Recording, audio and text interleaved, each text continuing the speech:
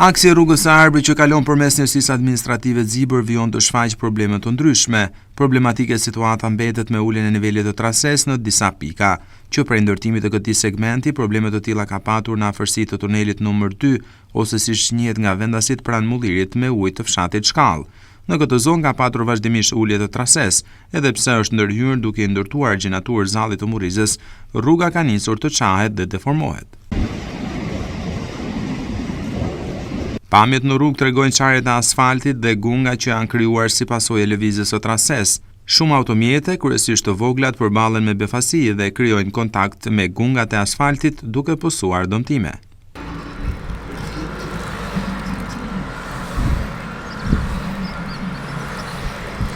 E njëjta situatë ka ndodhur edhe në afërsitë të tunelit të Murrizit në anën e Zibrit, e po ashtu në dalje të tunelit në anën e Tiranës, ku traseja ka pësuar ulje.